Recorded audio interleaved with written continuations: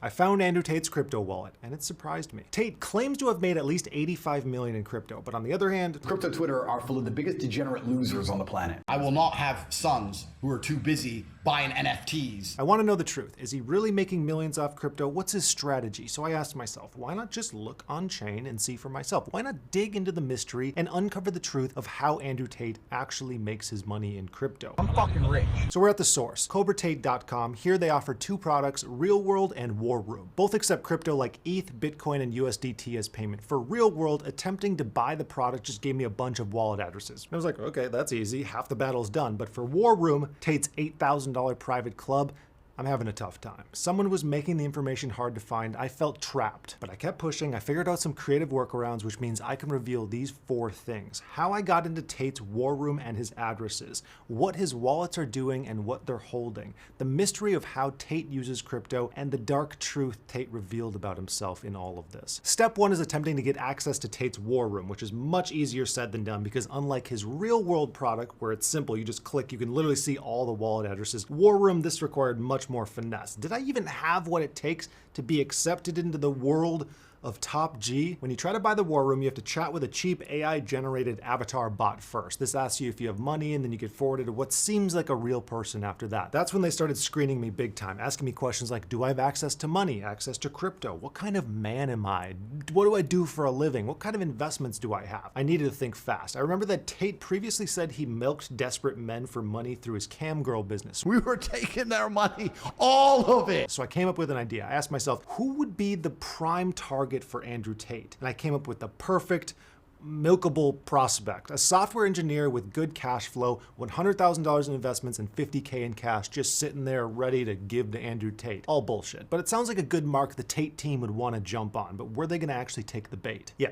They totally bought it. We were taking their money. I got sold the dream. Soon I'd be in a group with 4 billionaires and 1,500 millionaires. All my life's problems would just soon dissolve away, and I too would have a Bugatti for myself. They even told me I'd be able to DM Tate, the top G himself. And believe it or not, I got accepted. They sent me the payment link, but more importantly, this link included what I was actually after: crypto addresses tied to the Tate organization. Once I have those, I'll have everything I need to learn more about Tate's crypto strategy. Because here's the thing about the blockchain. It's trackable. If I can find Tate's business accounts, I should be able to follow the money and see into all of his personal accounts as well. And that's where the real intel will be. But before I can get into that information, I ran into another problem. I didn't just have one simple business crypto wallet to check into and chase the transaction flows right into Tate's account and I can just see everything he's up to. No, I found 7 different wallet addresses.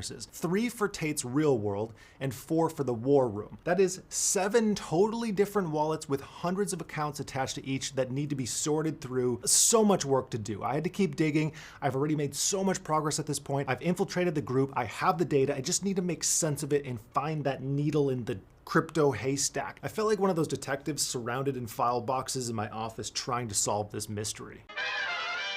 But there is some good news. Crypto's gotten smarter and easier to use in the last few years. I ran all the wallets through a service called Arkham. This clued me into what all of Tate's crypto wallets are up to, what they hold, who they transact with. It was just up to me to sort through that more visual data. Arkham allowed me to track all 7 wallet addresses into one aggregated entity called Andrew Tate.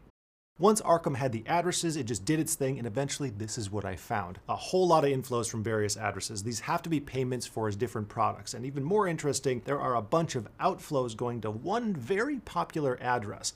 Boom. This is the perfect target to dig into further. This wallet looks like kind of a halfway house or holding wallet for a bunch of different transactions. Many of these transactions are funneled through Coinbase or other addresses, but not a lot of holding going on in this wallet, which actually stood out to me. This was strange. If someone was using crypto in a typical way, it would be immediately obvious. Like, he's supposedly making tens of millions of dollars in crypto by itself. For example, on FINOVA, we have multiple crypto trades every week, and each trade has its own distinct transaction. Here's some recent trades from our community members and coaches. 43% gain, 50%, 54%, 136% gain. We have coaches who are trading with an 88% win rate over 500 trades. That's a lot of activity across a bunch of coins. So if you looked at FINOVA member wallets, you'd notice these trades happening. You'd see the data right there. Tate's wallets They don't have anything like that, which says to me that this is just an intermediary account for transfers in and out. Something else is happening outside of these accounts. And as a side note, for FINOVA, we share all of our trades with the community as they happen in real time. So if you want in, click the link below ASAP as we sell out of spots every single week. I took a deeper look at the visualizer tool, and that's when things became a bit more interesting. There's Andrew and his wallet in the center. The green is money flowing in. Red is money flowing out. A whole bunch of incoming money, like a lot. There's no denying that this business makes a ton of money, and this visualizer makes him look like he's the literal center of the financial universe. If we look at the inflows tab, we can get a more detailed look as to what's going on. There are payments coming in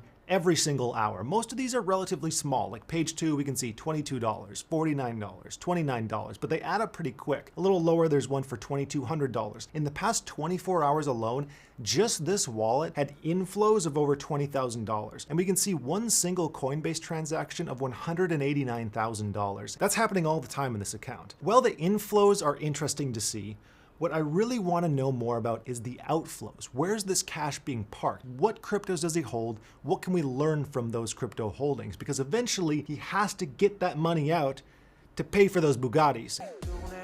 Where's this $85 million? So let's look at the outflows tab. On this page, we can see transactions going out of this account in the last 24 hours. $5,000 sent in the BAT token, which is a large crypto token associated with the Brave computer browser that pays users for using their service. Going down the list, we can also see $3,000 sent in USDT stablecoins, $50 in Matic tokens, $188,000 in USDC, and several more stablecoin transactions. But here's when a particular wallet really caught my eye. There are hundreds of thousands of dollars heading to one single place, one single address. So I followed it, and we got this. It reveals how Tate actually uses his crypto. This is one big hub where large payments flow in and out, including a huge amount of money to 1inch. 1inch, if you aren't familiar, has a physical card that you can use to pay with crypto anywhere. So if you're looking for the point where Tate or his business turns crypto into money or money into crypto, this is likely it. Over $1 million moving to and from 1inch. Almost Bugatti money here, but it wasn't all success for me. I ran into some more problems because every solid lead that brought me more information, I ran into 10 more problems to solve, more roadblocks. I kept digging to find more. I looked into the smaller accounts and noticed that there's something being used called Railgun. Now, this is a service that helps make crypto transactions anonymous by hiding the wallet addresses. To some degree, he's trying to keep what he's up to under wraps. This, of course, makes my job harder, but there's nothing inherently wrong with this. He's a public figure. Digging further, there's other transactions that go into a variety of exchanges like Binance. So he's really diversifying himself in terms of like where this money is flowing out to, or other platforms, even like OpenSea. The OpenSea transactions, this got me curious. It led me down a little bit of a rabbit hole, thinking maybe, he's buying NFTs and doing some tricky accounting in the back end, but I didn't really find much to comment on there. My main focus kept coming back to 1inch, that service that lets you put crypto on a card and then spend that crypto, which makes sense. I mean, just look at any of Tate's videos. He knows how to spend cash, but what I really care about is what he's investing in and what insights we can get from those investments. So staring at these accounts and following more leads for hours, I actually found new accounts to add to the Tate web of crypto money. This account I found has $1 million in crypto just sitting there. This is made up primarily of USDC and a token called Rail. Rail as in the token that's associated with the crypto privacy service Railgun that we just talked about. Now this is quite interesting because Rail is not a large crypto. It only has a $74 million market cap, which is pretty insane considering this one wallet of the hundreds associated with Tate holds over $500,000 of the Rail token. We can't know for sure how deep the affiliation is with Railgun, but we do know that he uses it frequently in his transactions and holds at least 0.5% to 1% of the total supply. And of course, those aren't the only transactions. There are transactions affiliated with Uniswap and tons of big inflows with Coinbase. Now, in looking through all of this, one thing became perfectly clear. A huge amount of Tate's money comes from his course sales, the War Room and the Real World. Like, no surprise there, that's his business. He funnels attention from being this controversial rich guy into sales of his various services, and he does that quite well. He then takes a majority of that money and cashes it out through 1inch so he can spend it either on operations, on himself, more Bugattis, whatever he's up to. However, there is a potential darker side behind all of this that I found in the data, and I need to talk about it. And while we're on this topic, I personally don't use 1inch or any service that essentially turns crypto into cash. In fact, I do the complete opposite. I use iTrust Capital because they allow me to take cash